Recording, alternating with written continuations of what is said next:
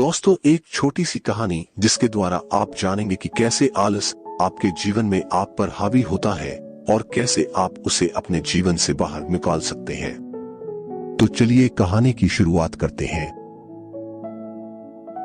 एक बार एक बहुत आलसी नौजवान लड़का एक महात्मा के पास आता है और उनसे पूछता है कि मुझे आलस क्यों आता है। फिर वे महात्मा उस लड़के को उत्तर देते हुए कहते हैं कि आलस आने के दो कारण हैं। आइए जानते हैं शरीर में आलस्य के कारण क्या है। पहला कारण यह है कि जीवन में कोई बड़ा लक्ष्य ना होना, और दूसरा कारण है कि हमारा मन और शरीर कैसे काम करता है उसकी समझ ना होना। जिसके जीवन में कोई बड़ा लक्ष्य नहीं है उसके जीवन से तो आलस जा ही नहीं सकता, लेकिन जिसके जीवन में कोई लक्ष्य तो है लेकिन उसे अपने शरीर और मन की समझ नहीं है, वह भी आलस की चपेट में आ जाता है। हमारा मन बहुत ही बड़ा कलाकार है और यह हमें मूर्ख बनाने में ज्यादा समय नहीं लगाता है। अगर तुम ध्यान करना चाहते हो तो यह तुमसे कभी भी ध्यान करने के लिए मना नहीं करेगा। यह तुमसे कहेगा कि ध्यान करना ब्रह्म मुहूर्त में ज्यादा अच्छा होता है। अब ना तो तुम ब्रह्म मुहूर्त में उठ पाओगे और ना ही तुम ध्यान कर पाओगे। ये तुम्हें धन कमाने के लिए कभी भी मना नहीं करेगा, लेकिन ये तुमसे कहेगा कि धन ही सब कुछ थोड़ी ही होता है और ये कभी भी तुम्हारा विरोध नहीं करता, बल्कि यह तुम्हें मूर्ख बनाता है। और कमाल की बात यह है कि तुम मूर्ख बनते हो। फिर वह लड़का उन महात्मा से पूछता है कि तो फिर इसका समाधान क्या है महात्मन। फिर वे महात्मा जी कहते हैं कि जो ये तुम्हारे साथ कर रहा है वही तुम इसके साथ करो, यानी कि तुम्हारा मन तुम्हें मूर्ख बना रहा है तो तुम उसे मूर्ख बनाओ। जब तुम्हारा मन तुम्हें कहेगा कि कुछ देर सो जाता हूँ उसके बाद काम करूंगा, तो तुम उसे कहो कि कुछ देर क्यों, ज्यादा देर सोऊंगा लेकिन उससे पहले काम पूरा करूंगा। तुम्हारा मन तुमसे कहेगा आज स्वादिष्ट भोजन खाऊंगा, तो तुम तुरंत उससे कहो स्वादिष्ट क्यों, अति स्वादिष्ट खाऊंगा लेकिन उससे पहले 1 घंटे व्यायाम करूंगा। फिर वह व्यक्ति उस महात्मा से पूछता है कि लेकिन कब तक मैं अपने मन को मूर्ख बनाऊं। फिर वे महात्मा जी उससे कहते हैं कि जब तक तुम अपने आलस से मुक्त रहना चाहते हो तब तक तुम्हें अपने मन को मूर्ख बनाते रहना है। फिर वह व्यक्ति पूछता है कि कभी कभी तो ऐसा होता है कि मुझे अफसोस होता है कि मैं अपने जीवन में कुछ कर नहीं पा रहा हूँ, क्योंकि मेरे भीतर से ही कुछ करने का मन ही नहीं करता। फिर ऐसी स्थिति में मैं क्या करूँ।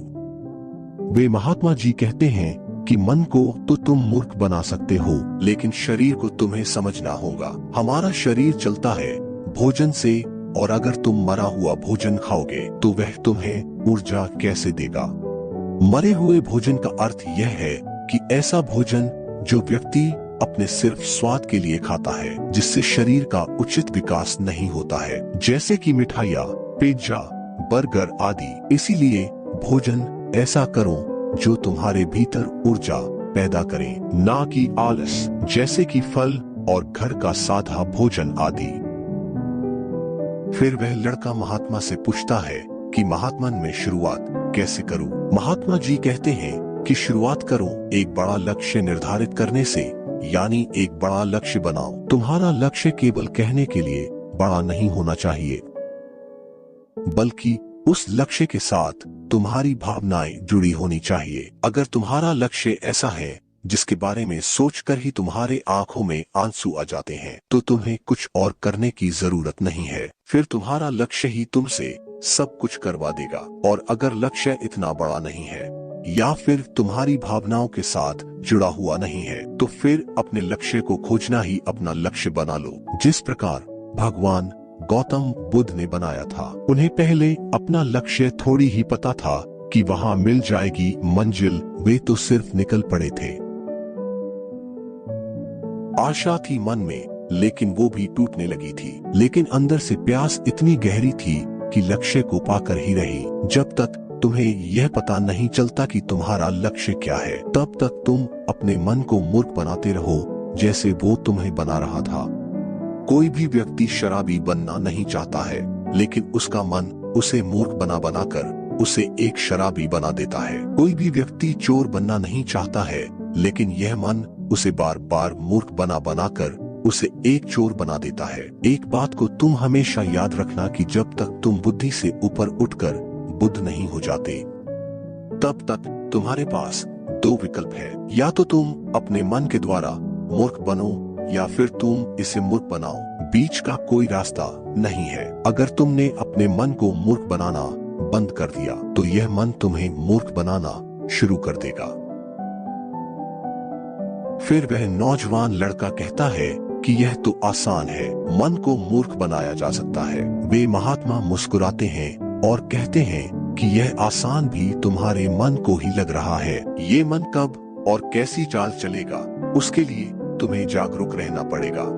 अपनी जागरूकता को बढ़ाओ और जागरूक व्यक्तियों के साथ रहो या फिर अपने खुद के साथ समय बिताओ। अगर तुम आलसी व्यक्तियों के साथ रहोगे तो तुम भी आलसी होगे, और अगर तुम ऊर्जावान लोगों के साथ रहोगे तो तुम भी ऊर्जावान बनोगे। फिर वह लड़का महात्मा जी से कहता है कि मुझे अपने मन को मूर्ख बनाना अभी और इसी वक्त से शुरू कर देना चाहिए। महात्मा कहते हैं कि हाँ, सही कहा तुमने, सही समय की प्रतीक्षा करना भी इसी मन की एक चाल है। इसीलिए अभी और इसी वक्त से काम पर लग जाओ।